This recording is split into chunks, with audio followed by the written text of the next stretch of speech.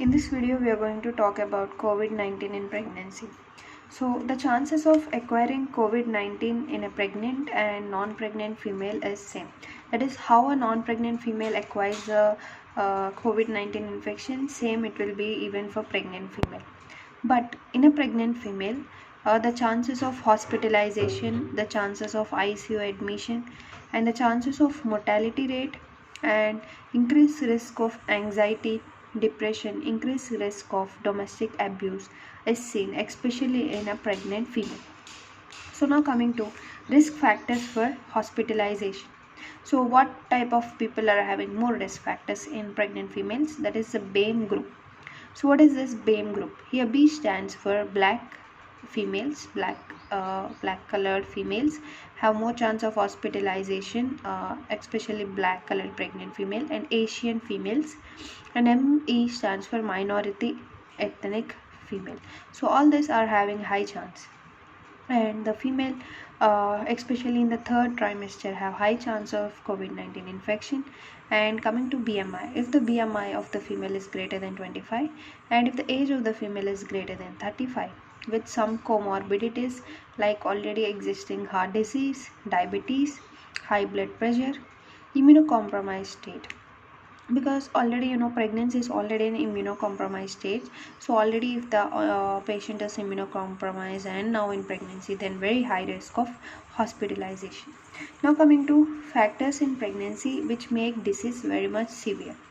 As we discussed the main point, immunocompromised. Pregnancy itself is immunocompromised. In pregnancy itself, there is respiratory distress, especially during 36 weeks. The uterus is pushing towards the respiratory, lungs, and hypercoagulable state. Pregnancy is a hypercoagulable state. So this makes the COVID-19 in pregnancy dangerous thing. Now coming to vertical transmission, that is the transmission from the mother to the fetus. So is it possible? Yes, it is possible, but it is uncommon as of now. Now coming to vertical transmission is unaffected by mode of delivery. So whether you do vaginal delivery, cesarean section, or any way of mode of delivery, it is unaffected. And delay cord clamping, you need to do delay cord clamping same as usual. And the mother can also have skin to skin contact with the fetus, and the method of feeding is also no need to be changed. And the rooming in, that is the mother and fetus can stay in the same room, there is no problem in that. Now coming to the how vertical transmission takes place. So SARS-CoV-2 enters mainly by angiotensin converting enzyme 2 receptor, that is ACE2 receptor, and another receptor is serine protease, that is TMPRSS2. So these both receptors are co-expressed. They are expressed on the same time on the placenta, and because of this, it is leading to this COVID-19 now gets into the placenta and directly it is entering into the fetus, leading to fetal transmission. So this is how there is vertical transmission, mainly because of two receptors, angiotensin converting enzyme 2 receptors and serine protease, TMPRSSL2 receptor. So because of that. Now coming to SARS-CoV-2 maternal IgM reach fetus as a result of ischemic injury. So SARS-CoV-2, you can also say it as a maternal IgM because it's a recent infection which can reach the fetus as a result of ischemic injury to placenta. So it compromises the syncytial trophoblast barrier. There is a barrier between the mother blood and the fetal blood, they will never mix, right? But because of the ischemic injury to the barrier, now without requiring any placental cell infection, directly the COVID-19 infection can have an effect on the fetus. So now let us see the effect of COVID on congenital infection. That is, COVID is non-teratogenic. That is, it's not going to cause any congenital malformations in fetus, but there is also no risk of abortion and also no need of MTP in the case of COVID-19 infection. This is important. Now coming to COVID infection in mother, especially the COVID infection in mother will lead to the preterm labor. So it is leading to prematurity. If there is preterm labor, then the lungs of the fetus may not get matured prematurity. Hence it is better to give the injection of dexamethasone or betamethasone, which are the steroids, which are useful to accelerate the lung maturity in the fetus. So in some studies, the rate of stillbirth is also increased. Like stillbirth means the dead fetus is also increased in case of COVID-19 infection in mother. Now coming to criteria of diagnosis. Uh, for the case of congenital infection in mother, the diagnosis of live born neonate if SARS detected by polymerase chain reaction in umbilical cord blood. So we test in umbilical cord blood by polymerase chain reaction, and neonatal blood is collected within 12 to 24 hours of birth, and also amniotic fluid is connected prior to rupture of membranes. So by these methods we can try to check out whether COVID is present or not in the mother and also in fetus. Remember that fetus blood is collected within 12 to 24 hours after birth, and amniotic fluid should be connected before the premature rupture of membrane. Now let us see how these patients are going to clinically present to us, especially in COVID-19 mothers. So clinical presentation is same as general general non-pregnant COVID females. That is, mean incubation period is 5 to 7 days, and the typical presentation includes symptoms which are mostly asymptomatic, but the most common symptom may be either cough or fever is greater than 38 degrees, dry cough, sore throat, short term breath, GID symptoms like vomiting, motion. So all these are like general COVID symptoms which even the non-pregnant female shows. So now coming to lab test. So what kind of lab test we are preferring in this case? The lab test which we do is same as general population, that is RT-PCR test. So coming to antenatal case examination, we will like whenever now from now on COVID patients come, we need to take the detailed travel history of the patient. We need to take the history of exposure to person with any symptoms, and also we need to take the history of vaccination, history of any COVID symptoms, and antenatal care in COVID time. It's better to reduce the number of visits. You know, WHO recommends 8 visits, according to India 4 visits, right?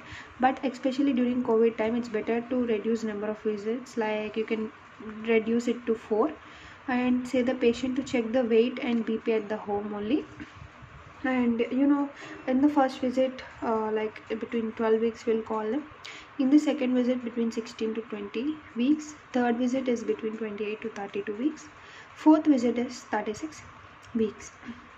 So as a patient is not coming more, we will suggest them for teleconsultations, and also will continue the ferrum and folic acid, we know, and we will give the tetanus diphtheria vaccination as per the schedule. And as the patient is now having COVID, we will add an extra vaccine, that is, take a single shot of swine flu vaccine anytime during pregnancy. You can give this at any time, no specific time. Now, one thing which you need to see is the risk versus benefit should be measured. So we need to measure the risk and benefit, and we should give the vaccination. So vaccination is preferred in even during pregnancy. The vaccine will not affect any fertility, and also you, after a female who takes vaccine should not delay her pregnancy. Everything is normal, and the time gap is important. The time gap between this tetanus diphtheria vaccine or flu vaccine and COVID-19 vaccine, at least there should be 14 days gap, or you can say the best time is at least there should be 4 weeks of gap between this vaccines. And anti-D, in the case of Rh negative female, you will give anti-D routinely at 28 weeks. You can do the same even in the COVID female, because this COVID vaccine will not interfere with this anti-D. And lactating female should take the COVID vaccine. It's very important. Lactating female can take it without any other things. Now coming to do's and don'ts for obstetricians. So if a female meeting COVID criteria, means already she is showing the symptoms, then until tested she should be treated as if she is having COVID, okay? And we should not delay any obstetric management in order to test COVID. And elective procedures like induction of labor for indications are not necessary, and routine growth scans for strict guidance based on indication, and routine investigation should be reduced to minimum. So everything we follow same thing. Induction of labor can be done, it's safe. Elective procedures are safe. So everything is safe, but just try to reduce the number of routine checkups. So now coming to female, for example, you got a female who is RT-PCR test is positive. So but if she's having asymptomatic and mild symptoms, then say her to isolate herself in home for 10 days, it's enough. But if the female is showing symptomatic and it's somewhat severe, then admit her in the hospital and check out her temperature regularly, heart rate, her respiratory rate, and also monitor her blood pressure at least 3 times per day. You should also check the fetal heart rate at least 1 time per day, and do the CT scan and give the betamethasone, and also do the COVID treatment as you do in a non-pregnant female. So based on the SOFA score, you need to see whether ICU admission is needed or not. So if the following, I'll say the three criterias. In that three criterias, at least two of the following should be higher. Then you can say it as SOFA score is high. So you can go for ICU admission. That is, first criteria is systolic blood pressure should be less than 100, and the second one is respiratory rate should be greater than 22, and the third one is Glasgow coma score is less than 15. So based on this three criteria, you can confirm whether we need to put this patient on ICU or not. And we will do CBC, LFT, inflammatory markers, D-dimer, CRP, interleukin 6, S-ferritin, CT chest, abdominal sheet. So all this normal in a non-pregnant female. What you do, the same thing we also do in a pregnant female to see the condition and severity of COVID-19. Now coming to treatment. So treatment, especially in a pregnant female with COVID, is you should give NSAID, that is paracetamol is safe, and antiviral like remdesivir is also safe for the pregnant female. And steroids like dexamethasone, betamethasone are safe. This actually steroids are doing two functions, especially in a pregnant female, especially for the fetal lung. We are giving for fetal lung maturity, as there is more chance of premature birth in COVID pregnant females. So we give 6 milligrams of dexamethasone 12 hourly, 4 doses. So 4 doses you will give 12-hour gap on each. You will give 6 milligrams. And then after that, this is especially when the baby is still in the mother. After the delivery, what you do is you give 6 milligrams daily for the mother. Now this one you are giving for the mother use, because now we want to reduce the COVID. So 6 milligram daily, 10 days. So this is how you follow the dose of dexamethasone in treatment of COVID-19 female pregnancy. Now coming to thromboprophylaxis with heparin. So we give heparin near delivery. It's better to give unfractured heparin. And remote from delivery, then give low molecular weight heparin. So convalescent plasma therapy, monoclonal antibodies, everything same as non-pregnant female will recommend. Coming to tocolytics, it is not advised in COVID. Tocolytics are not advised. Magnesium sulfate, it can lead to respiration depression. Use it carefully. Give only single dose, that is 4 grams of magnesium sulfate. So tocolytics are not advised, but you can give magnesium sulfate. Next, coming to, if you say especially in a COVID-19 pregnant female, the placental perfusion is decreased. So there is also hypoxia. Because of this, there is a chance of suboptimal growth of fetus. So if the mother is still COVID positive, then there is a chance of suboptimal growth of fetus. So 14 days after mother symptoms resolve, then advise an ultrasonography and check the fetal growth and also amniotic fluid volume, because after recovery also we need to check whether the fetus is growing well or not after COVID. Okay, and also we need to check the amniotic fluid volume. Now coming to time and route of delivery. So it depends on patient to patient. For example, if the patient is having mild disease of COVID, and if it is she's having greater than 39 weeks, as it's a mild disease but it's greater than 39 weeks, so it's better to induction of labor and delivery. But if there is a mild disease which is less than 39 weeks, we can wait and watch, because still we need to see maturity of lungs of fetus and all those things. But if there is a severe disease, then experts recommend to delivery greater than 34 weeks. It's better to deliver if there is a severe COVID disease in the mother. Now coming to route patient, if the patient is asymptomatic or non-severe, then COVID is not indication to alter the planned route of delivery. Then like you can do normal vaginal delivery. Remember that cesarean section doesn't appear to reduce already low risk of neonatal infection. So cesarean section is not an indication for COVID-19. You can do even normal vaginal delivery, because neonates COVID is a very mild disease, so whatever your route of delivery it will not affect. And induction of labor is safe, artificial rupture of membrane is safe, instrumental delivery is safe. And especially in critical COVID patients, always try to do cesarean section, because already the patient is on ICU, already the patient is on ventilator. Now you can't take more support from the mother to do vaginal delivery. So in this very critically ill patients, do cesarean section.